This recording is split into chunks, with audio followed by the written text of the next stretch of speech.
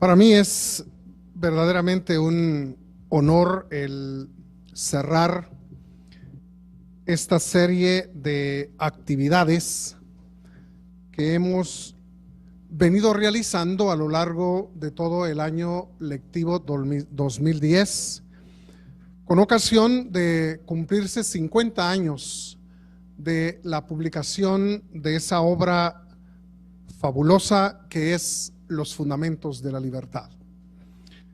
El tema que voy a desarrollar en los siguientes 49 minutos es la teoría hayekiana de la mente y sus implicaciones en las ciencias sociales. Iniciada la década de 1990, urgido por revisar en lo posible la mayoría de las obras de Friedrich August von Hayek, con miras a elaborar mi disertación doctoral, me topé con unas palabras suyas que tienen todo el sabor de una confesión. Son estas: mis colegas dedicados al estudio de las ciencias sociales suelen encontrar mi ensayo The Sensory Order, an Inquiry into the Foundations of Theoretical Psychology, poco interesante y denso en exceso. Dicho ensayo, sin embargo, me ha permitido aclarar mis ideas sobre gran cantidad de temas relacionados con la investigación social. Mis conceptos acerca de la evolución de los órdenes espontáneos y de la metodología y limitaciones que afectan a nuestros intentos orientados a explicar los fenómenos complejos quedaron establecidos fundamentalmente durante la preparación de este libro. De igual manera que utilizara yo los trabajos realizados en mi época de estudiante en torno a la psicología para formar opinión acerca de los problemas metodológicos relativos a las ciencias sociales, así también el desarrollo de mis primeros estudios sobre psicología a la luz de las verdades descubiertas en el ámbito de las ciencias sociales, me ayudaron mucho en todo el posterior desarrollo de mis ideas a nivel científico. Nos interesa en esta conferencia destacar la forma como los estudios e investigaciones que Hayek realizó en el ámbito de la filosofía de la mente influyeron en su quehacer como científico social. En la cita anterior, él mismo señala dos cuestiones importantes. Primero, los conceptos respecto a la evolución de los órdenes espontáneos. Segundo, la metodología y las limitaciones propias de la investigación de los fenómenos complejos. Limitaremos nuestro análisis a estos dos aspectos y trataremos de aclarar esta cuestión concreta.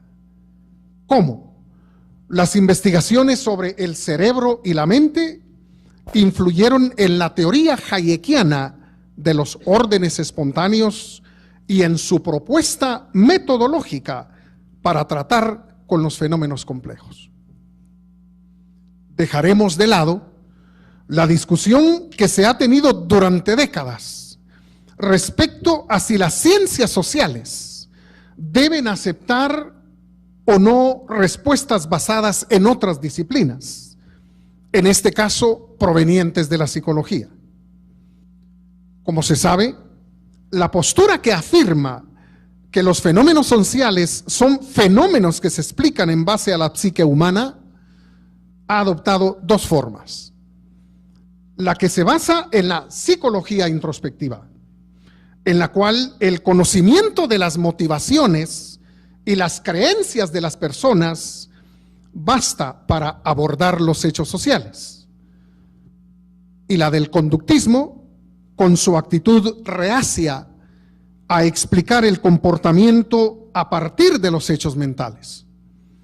En ambos casos, pero sobre todo en el caso de la psicología introspectiva, lo único a que se llegaría sería a comprender, pero no a explicar los fenómenos sociales.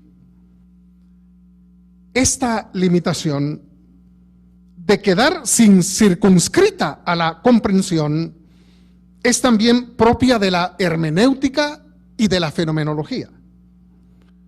Y en mi opinión, constituye la enorme debilidad de la propuesta hecha en esta universidad por Gabriel Zanotti en su última conferencia titulada Una propuesta de salida para el actual estancamiento de la epistemología de la escuela austriaca.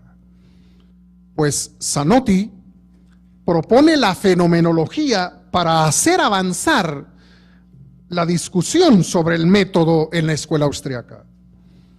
Esta propuesta olvida que la comprensión es un proceso mental, pero no constituye una explicación científica a los fenómenos propios de la vida en sociedad. Olvida también que no se trata de comprender, sino de proveer explicaciones a los fenómenos sociales. Sobre todo porque la comprensión es cuestión personal, es cuestión de sentido, mientras que la explicación es a lo que el tratamiento científico de los hechos aspira. Hayek fue un investigador genuino de lo auténticamente humano, lo que equivale a decir que fue más allá de lo social, puesto que lo social es solo un aspecto de lo humano. Al finalizar la Primera Guerra Mundial, tenía ya ciertas y serias inquietudes por los temas psicológicos. Aunque no pudo procurarse una formación universitaria en el terreno de la psicología, su interés en ese campo no solo no lo abandonó, sino que se profundizó en la medida en que avanzaron sus investigaciones en el área de los fenómenos sociales. Una cuestión que debe recordarse es que, junto a Ludwig von Mises, Hayek mantuvo una actitud crítica frente a la llamada psicología científica imperante en el momento.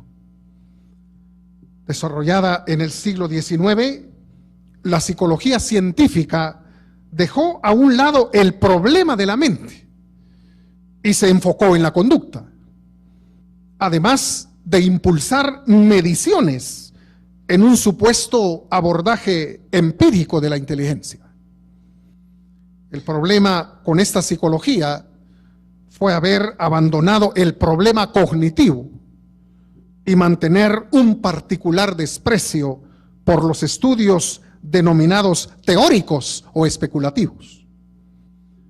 Hayek asegura que 30 años después de iniciado su interés en el problema de la mente, las cosas seguían igual.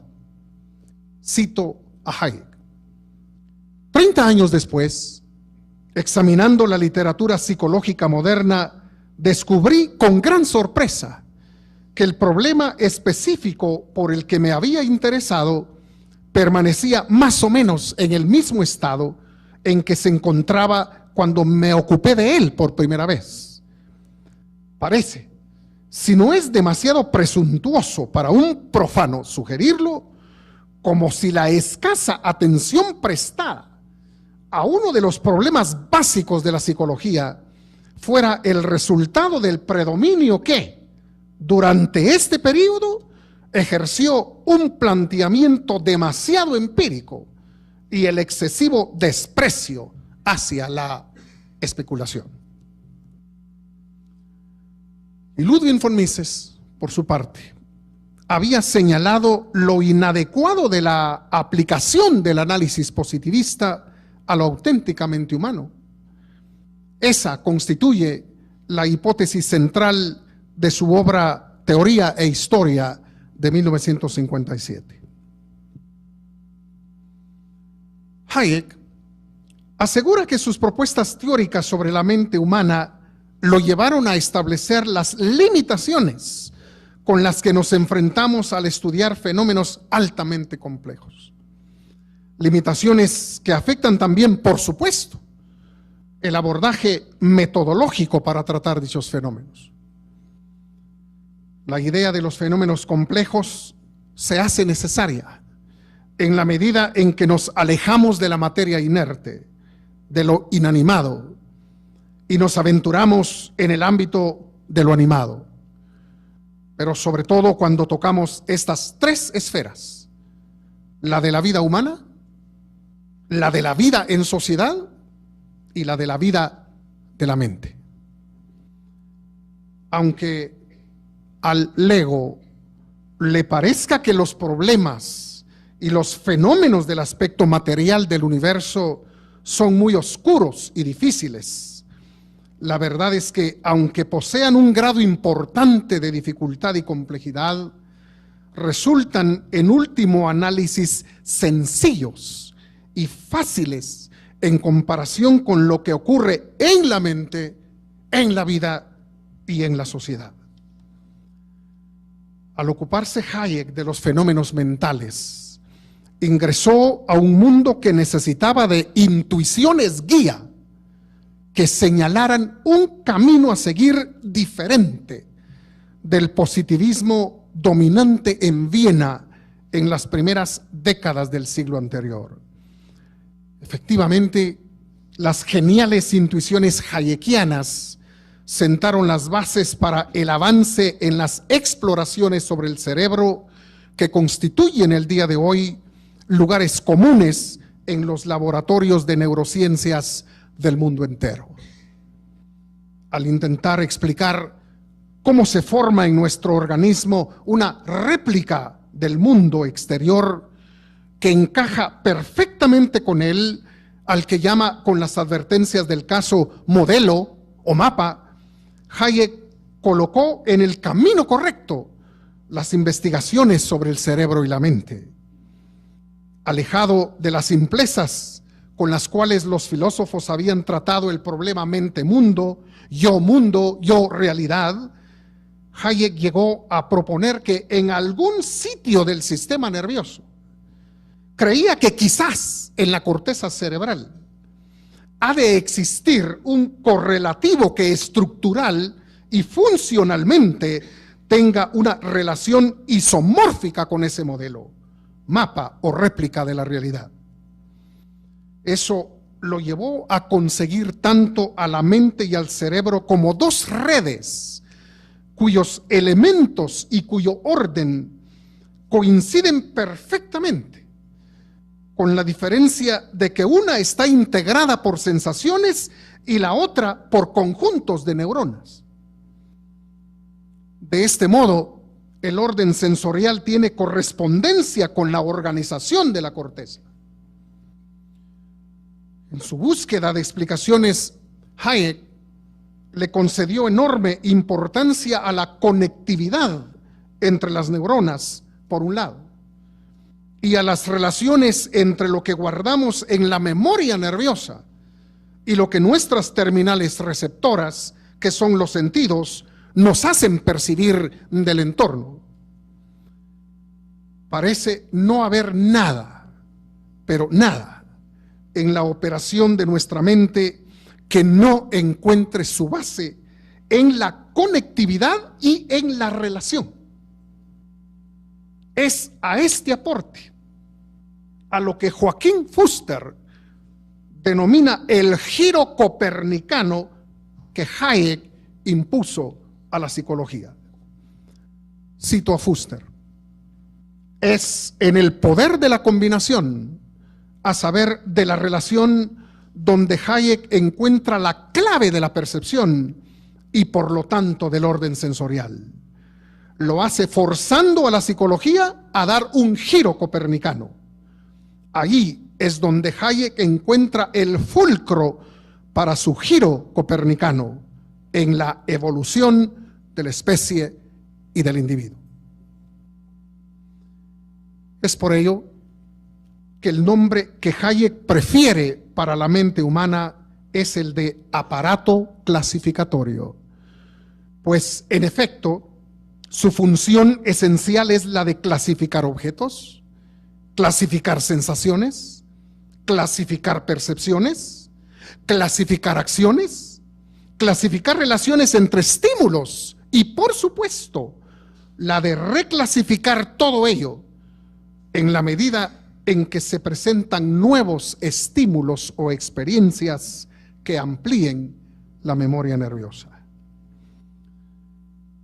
En el penúltimo capítulo de El orden sensorial, dedicado a considerar qué clase de confirmación o refutación experimental podría encontrarse a su teoría, Hayek hace la afirmación siguiente: el principal objetivo de la teoría que hemos expuesto es mostrar que todos los fenómenos mentales, tales como la discriminación, la equivalencia de respuesta a diferentes estímulos, la generalización, la transferencia, la abstracción y el pensamiento conceptual se pueden interpretar como diferentes formas del mismo proceso que hemos llamado clasificación, y que tales clasificaciones pueden efectuarse mediante una red de conexiones que transmiten impulsos nerviosos.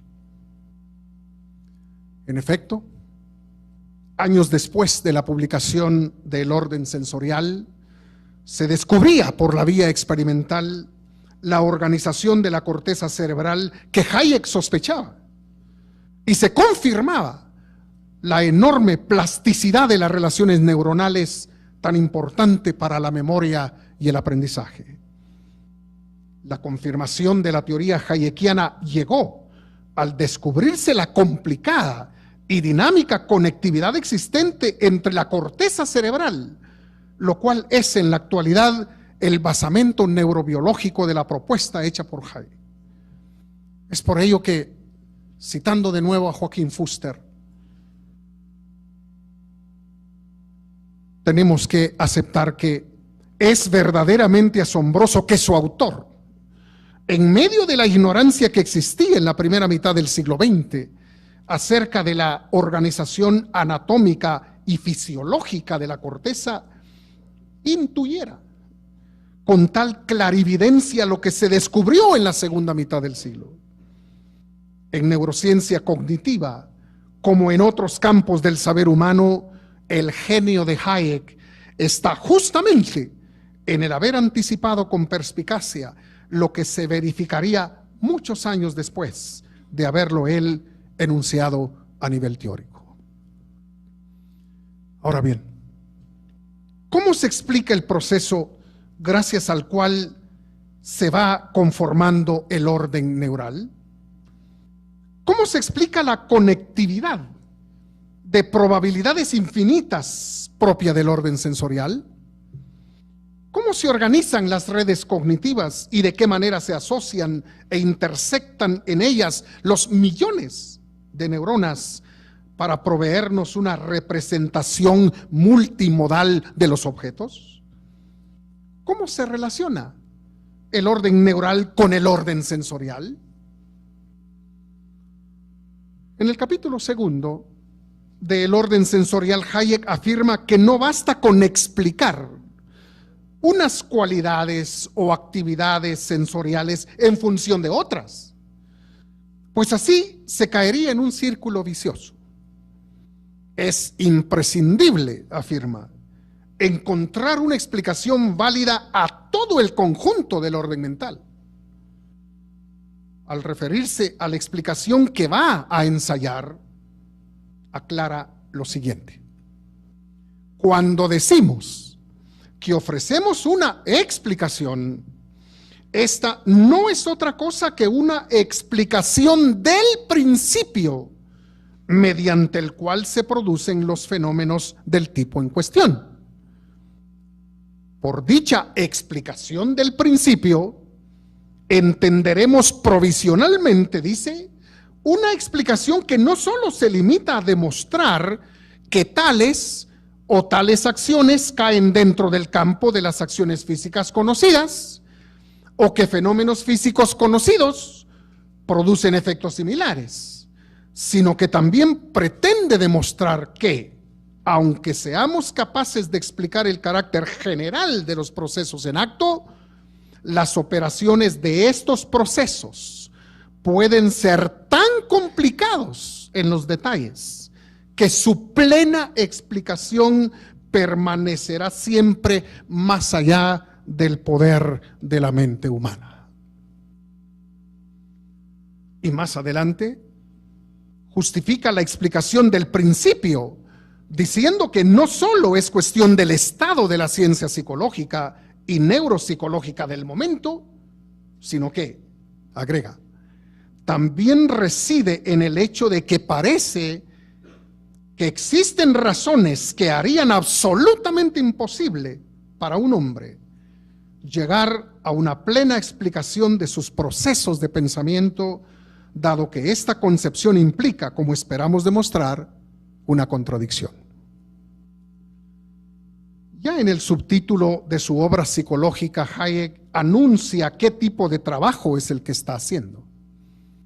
Recordemos que el subtítulo de El orden sensorial es Los fundamentos de la psicología teórica. Porque efectivamente le interesa hacer un trabajo como el que se efectúa en la física teórica o en la biología teórica. Es decir, una teoría muy distinta de la que efectúa el experimentador que vive atado al hecho que observa. En el plano teórico, por el contrario, lo que se busca es establecer la esfera, el ámbito en que ocurren y se presentan con muchas variaciones los hechos que interesan.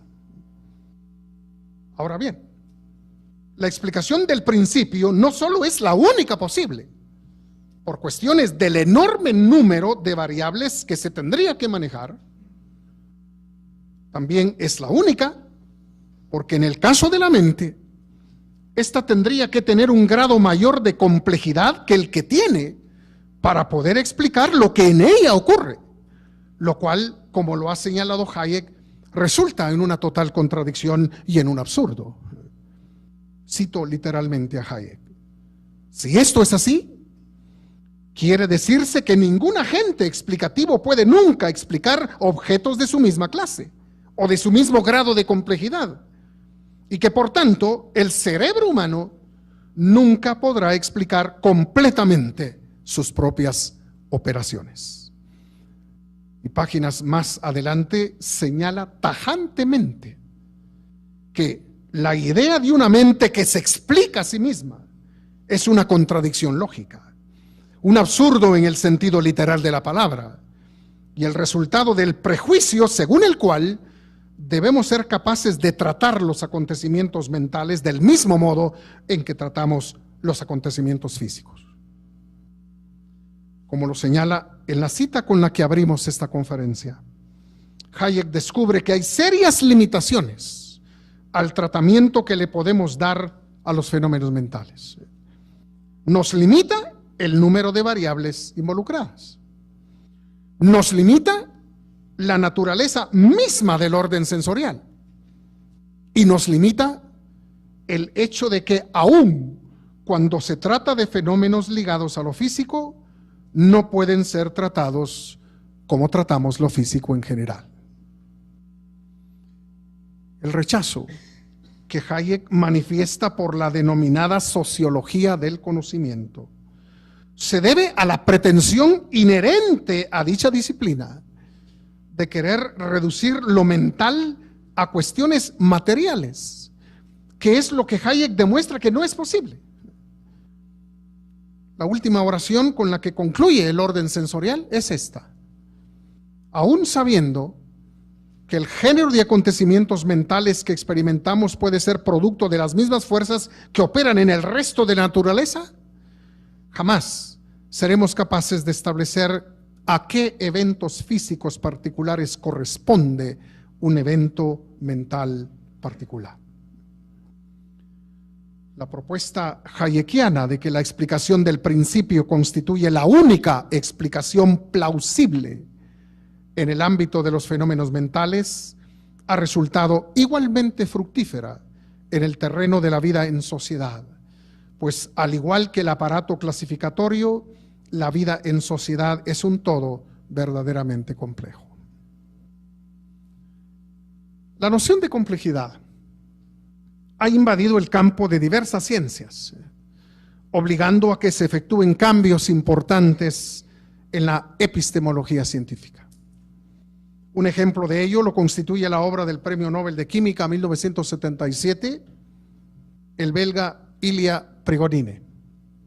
Sus publicaciones tienen títulos como Las leyes del caos, La estructura de lo complejo y El paradigma de la complejidad.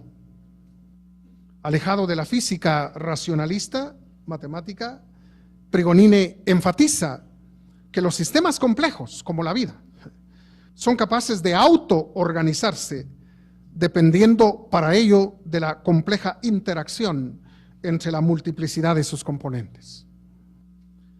Pero por mucho que impresione el recurso a la complejidad en el trabajo científico actual, hay que recordar que ese concepto fue acuñado por el biólogo austriaco Carl Ludwig von Benthalamphy al proponer su conocida teoría general de los sistemas.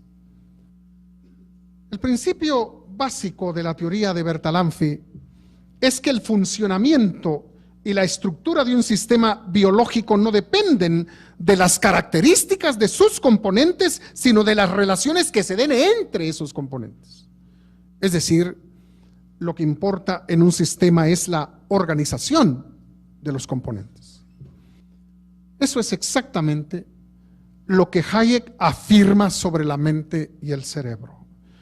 El funcionamiento general del orden sensorial descansa en la relación compleja de sus elementos y en la formación de redes cognitivas.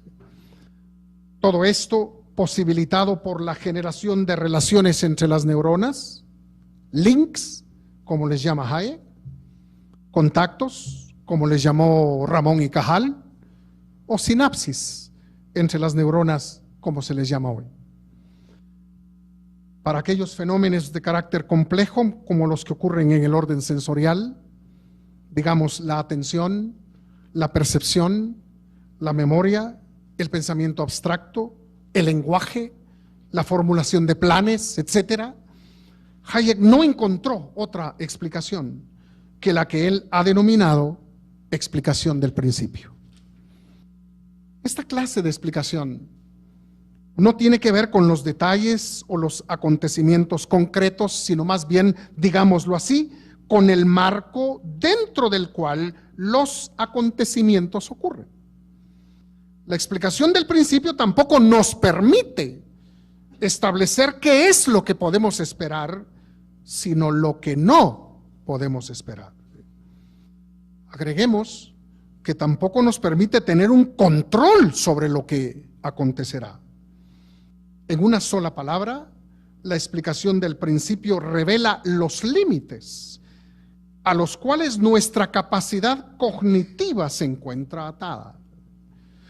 Pone en evidencia la restringida jurisdicción en la que se mueve la razón humana y los limitados alcances de la metodología empleada en la tarea científico-social. Creo que son precisamente estas consecuencias las implicaciones más relevantes que la teoría hayekiana de la mente tiene sobre el terreno de las ciencias sociales. Siendo como son de complejos el orden propio de la vida en sociedad y también el proceso de producción, comercialización y consumo de bienes y servicios, las explicaciones que corresponden a la ciencia social y a la economía encontrar no pueden ser otras que explicaciones del principio, gracias al cual se produce el orden y se coordinan millones de actos de intercambio. La compleja realidad humano-social y lo limitado de nuestro conocimiento no dan para más. En su teoría de los fenómenos complejos, Hayek afirma lo siguiente: ahora no debería ya ser difícil reconocer las limitaciones análogas que se aplican a las explicaciones teóricas de los fenómenos de la mente y de la sociedad. Uno de los resultados principales alcanzados hasta ahora por la labor teórica en estos campos creo que es la demostración de que los acontecimientos singulares por lo general dependen de tantas circunstancias concretas que jamás podremos realmente estar en condiciones de averiguarlas todas, y que por consiguiente no solo los ideales de predicción y de control están mucho más allá de nuestro alcance, sino que también es ilusoria la esperanza de poder descubrir a través de la observación conexiones regulares entre los distintos acontecimientos. Pretender, pues, que la ciencia social nos permita tener un conocimiento total de lo que se gesta y de lo que ocurre en la sociedad es entonces una arrogancia intelectual insostenible.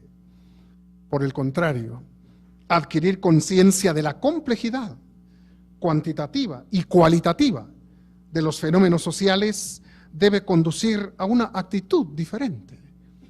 Hayek dice: la percepción de la imposibilidad de tal conocimiento completo induce a adoptar una actitud de humildad y de respeto ante esa experiencia del género humano en su conjunto, de la que los valores y las instituciones de la sociedad existente son un precipitado. El papel que debe cumplir el científico social debe entonces ser replanteado.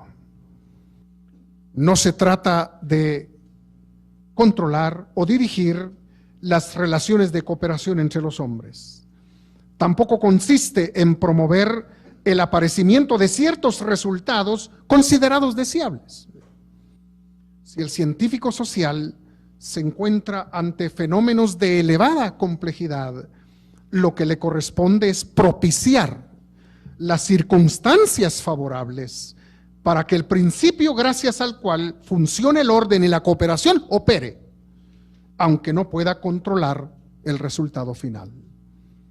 Dice Hayek: estas actividades en que somos guiados exclusivamente por un conocimiento del principio en que se basa algo determinado, podrían acaso describirse mejor con el término cultivo que con el término corriente de control.